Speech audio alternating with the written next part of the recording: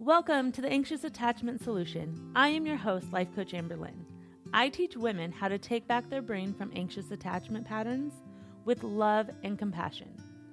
It is my mission to help every anxiously attached woman understand their brain, stop the anxious cycle, and finally feel confident and secure in who they are so they can live the life they want. I'm so glad you're here with me today. Hello and welcome. On today's podcast, I want to share with you how I saw anxious attachment before life coaching and how I see anxious attachment now as a life coach and the strategies I use to comfort myself when my anxious attachment gets triggered. Because let's be real, it still gets triggered.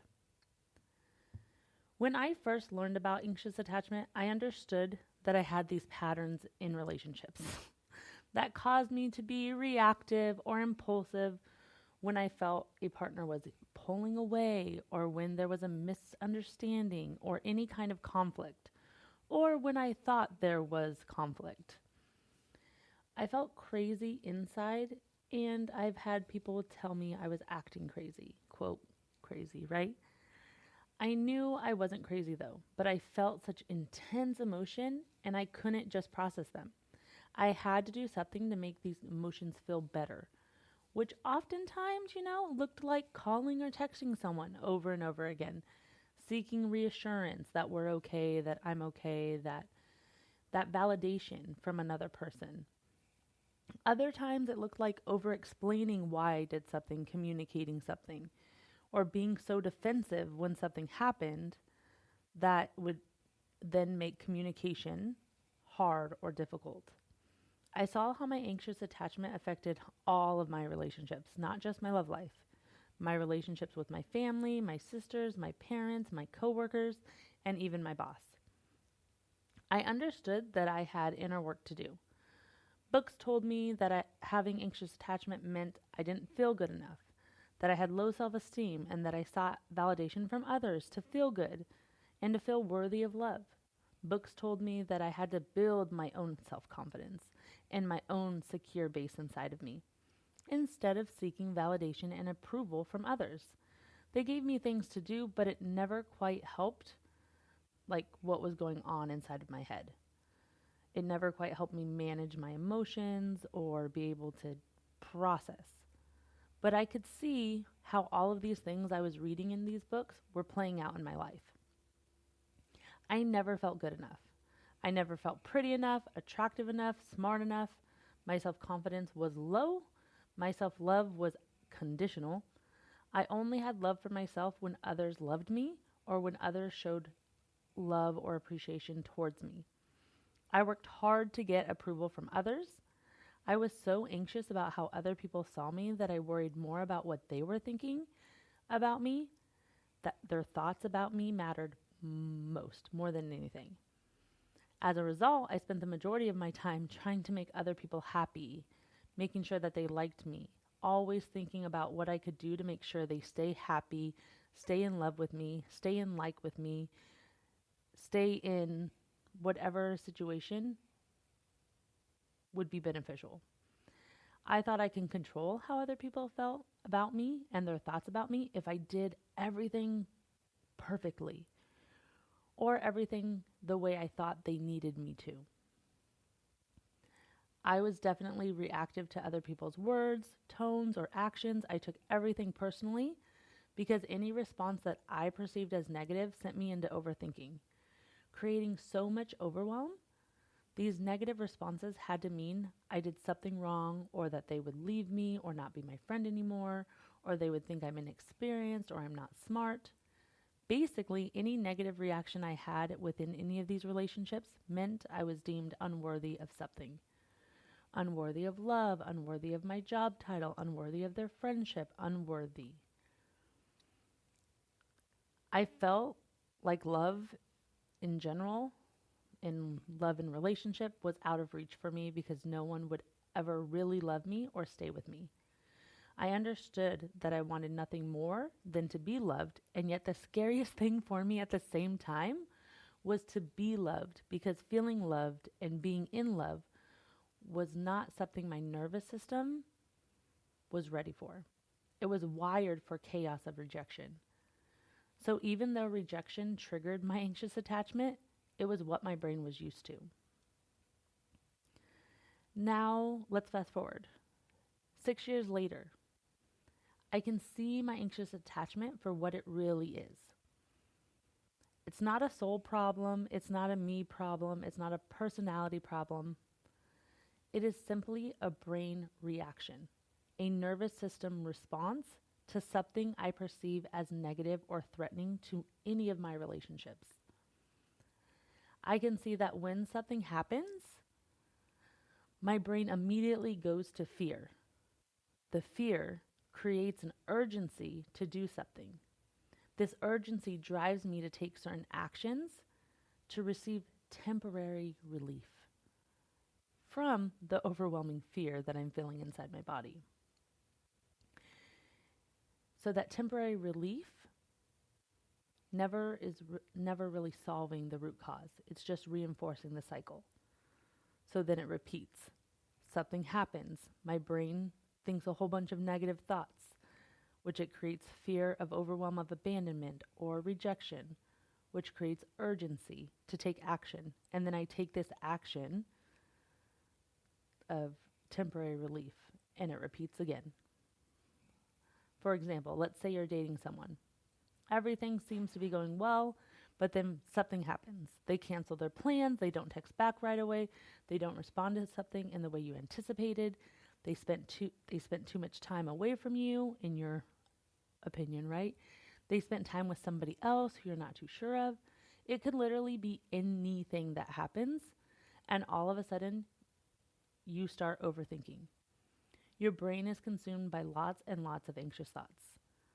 That could sound something like, they don't love me anymore, they're mad at me, they're going to leave me, this was never going to work out, they're going to leave me for them, they really like them, this was all a rouge, it was never real. These thoughts, of course, create such an intense feeling of fear of rejection, fear of abandonment, which gives us an overwhelming feeling of just overwhelm, which creates an urgency. And this urgency causes us to react and gain temporary relief. This urgency that is created, and then we react. The reacting typically looks like seeking attention, trying to feel validated from the person, trying to reconnect with the person. Communication needs to happen right now. Or it can look the exact opposite.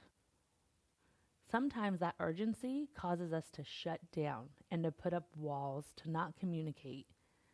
It's basically self-sabotage clothed in self-preservation. It's the mentality of like, I'm going to hurt them before they hurt me kind of thing. We do these things to get temporary relief in the moment from our intense emotions. And then we kind of feel better, but it's temporary relief because it's not actually solving the problem. It's actually reinforcing our attachment cycle. So, how do you stop this cycle? I've learned the best thing is self-awareness. Before you can stop this cycle, you have to grow in your own awareness of what anxious attachment looks like for you. What happens just before you have these anxious thoughts? What just happened? Write it down. What did it make you think about? Write it out. How did that make you feel? Write it out. What did you feel the urgency to do? Write it down. What is it that you're really needing in this moment? Most often what we need in this moment is to be comforted. So this is when we learn how to comfort ourselves through triggering events. Do we need to feel connected? Do we need reassurance that we're enough? Do we need to know we are actually safe and that this person isn't really abandoning us? Do we need to believe that we are actually dying? Do we need to believe that we are not actually dying and that we are going to be okay? Because when our nervous system gets triggered, we have this innate feeling of unsafe, of death. It goes straight to doom. It's all going to be over. It's all failing. So journaling and really asking yourself to gain awareness of what it looks like for you when you're going through a triggering event. What happened just before you felt this way? What were the thoughts you were thinking? How did it make you feel? And what do you really need in this moment? Are the journal topics I would write down when I'd feel that anxiety start rising. You have to become aware of a triggering event and what it looks like and how you are and how you respond in that moment. To become aware of what you're doing in those triggering events before you can stop the cycle. Self-awareness is the most important foundation to being able to stop the cycle. But I will share with you 5 steps to stop this cycle. 1, you will have to become an observer of your thoughts and feelings. What thoughts are you thinking? How do they make you feel? 2, you have to grow your capacity to feel the intense emotions without taking action. This looks like naming the feelings in your body. Where does it sit? How does it feel? While acknowledging how uncomfortable it is to sit with these feelings, because it's uncomfortable, especially in the beginning. You have to grow your capacity to feel the urgency to react and know that you are already safe and you can process these emotions before you react. This looks like practicing thoughts of, I'm safe right now. My anxious attachment is triggered, but I am safe. I feel the urgency in my body to react. I do not have to do anything yet. 4, you have to learn how to feel the urgency and decide to pause. 5, you have to learn to give yourself compassion and love in that moment as well. This looks like acknowledging your anxious attachment has been triggered. Validating your feelings because they are real for you right now in this moment. And still deciding to pause and feel them.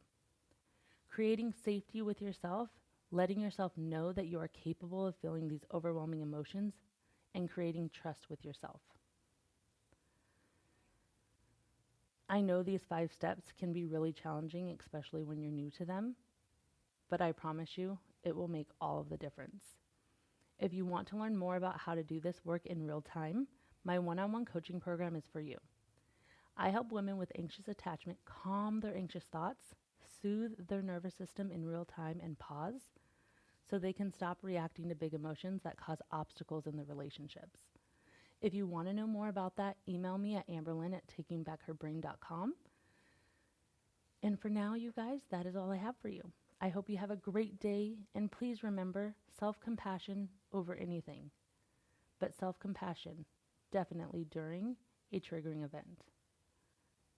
Sending you all the love. Thank you for joining me today.